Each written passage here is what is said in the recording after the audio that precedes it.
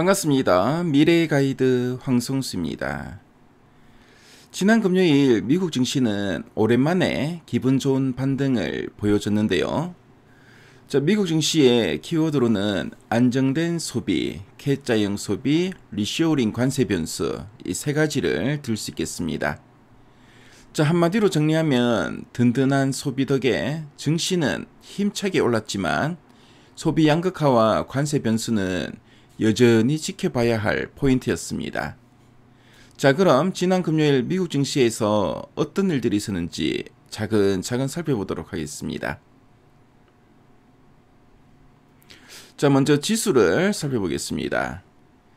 지난 금요일 미국 증시는 다우존스 지수가 0.65%, 나스닥이 0.44%, S&P 500이 0.95% 강보합으로 마감했고요. 중소형주 중심의 러셀 2000은 무려 0.97%나 상승했습니다. 최근 하락에 따른 반발 매수세가 들어왔고요. 달러 약세와 금리 보합세가 투자 심리를 안정시켜줬습니다. 특히 중소형주가 강세를 보이면서 시장 전체에 활기가 돌았습니다. 8월 개인 소비 지출은 0.6% 늘면서 여전히 버텨주고 있었고요. 소득도 함께 늘었습니다. 하지만 저축률은 4.6%로 줄어 여유가 떨어졌고요. 근원 PC 물가는 2.9%로 끈적한 흐름을 이어갔습니다. 여기서 중요한 게 바로 K자형 소비인데요. 쉽게 말해서 고소득층은 지갑을 활짝 열고 소비를 늘리지만 서민층은 물가 부담에 소비를 줄이는 겁니다. 소비가 위쪽과 아래쪽으로 갈라져서 K자 모양처럼 보이니까 K자형 소비라고 부르는 겁니다. 이런 구조가 길어지면 경기의 하방 위험으로 이어질 수 있습니다. 그리고 연준 인사들의 발언도 시장에 영향을 줬는데요. 박힌 총재는 고용과 물가가 심각하지 않다며 균형 정책을 말했고요.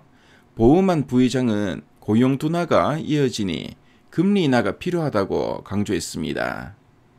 장기 실업자는 190만 명을 넘어섰는데 이건 고용시장이 흔들리기 시작했다는 신호라고 할 수 있겠네요.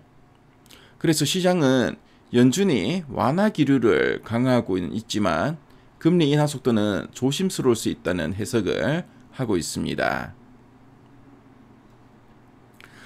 그럼 미국 증시의 주요 업종별 흐름을 한번 체크해 보도록 하겠습니다.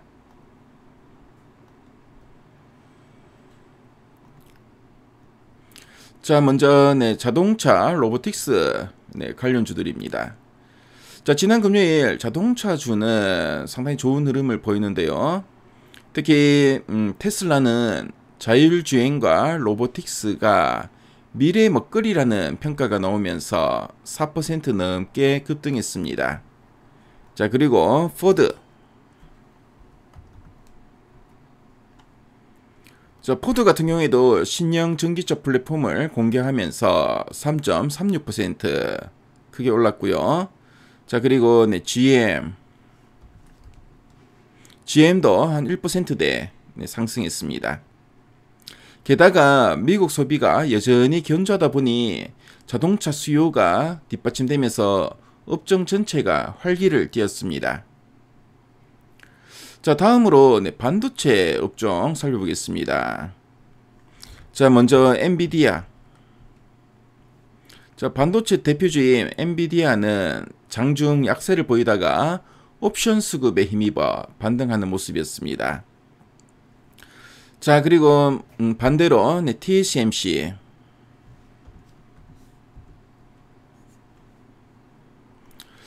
TSMC나 AMD 같은 경우에는 해외 생산 비중이 커서 관세 부담이 부각되면서 한 1%대 밀리는 모습이었고요. 근데 인텔.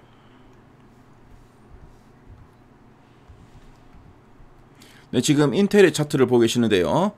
인텔은 미국 내 생산 비중이 크다는 점이 부각되면서 4% 넘게 급등했습니다. 자, 그리고 네, 글로벌 파운드리도 리쇼어링 기대감으로 강하게 올랐습니다. 한편 네, 빅테크와 소프트웨어 관련주들은 희비가 깔렸는데요. 먼저 아마존.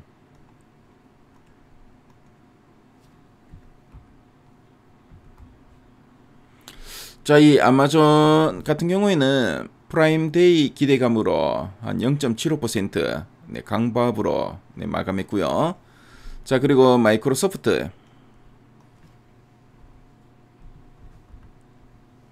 자, 마이크로소프트 같은 경우에도 소프트웨어 수요 증가 덕에 강보합을 보였습니다. 자, 반면에 애플. 네, 애플 차트 한번 살펴볼게요. 자, 애플. 네, 애플과 메타. 네, 메타도 한번 살펴보겠습니다. 자, 이 메타 같은 경우에는 네, 파란불을 켰는데요. 네, 정책 부담과 유료 구독 모델 우려 때문에 좀 약세를 보였고요. 오라클 같은 경우에는 틱톡 지분 구조의 불확실성 때문에 하락했습니다. 자, 다음으로 네, 원자재 환율 채권 등을 한번 살펴보겠습니다. 자, 먼저 달러입니다.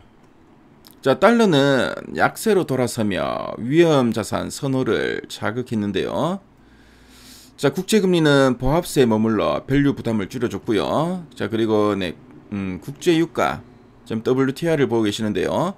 자, 유가 같은 경우에는 러시아 정제유 수출 제한 영향으로 한 1%대 네, 상승했습니다. 그래서 WTI가 배럴당 한 65.72달러 지금 기록하고 있죠. 자, 그래서 미국 증시의 산업별 분위기 그리고 원자재 환율 등을 살펴봤는데요. 자, 그럼 오늘 우리 국내 증시의 관점 포인트 한번 체크해 드리도록 하겠습니다.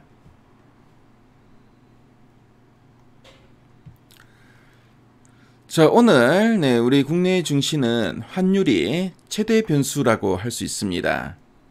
1,400원 밑으로 내려가면 외국인 매수가 기대되지만 다시 올라가면 불안 심리가 커질 수 있습니다.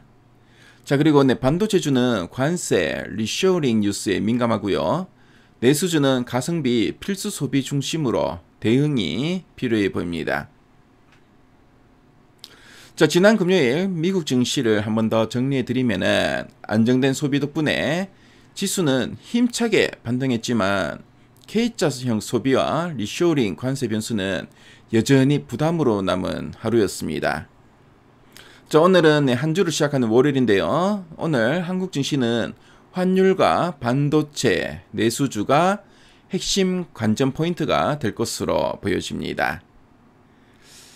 자, 오늘도 여러분들 방송 끝까지 함께 해주셔서 감사드리겠고요. 여러분의 투자 여정이 언제나 지혜롭고 성공적이 되시길 진심으로 기원하겠습니다. 네, 지금까지 미래가이드 황성수였습니다. 감사합니다.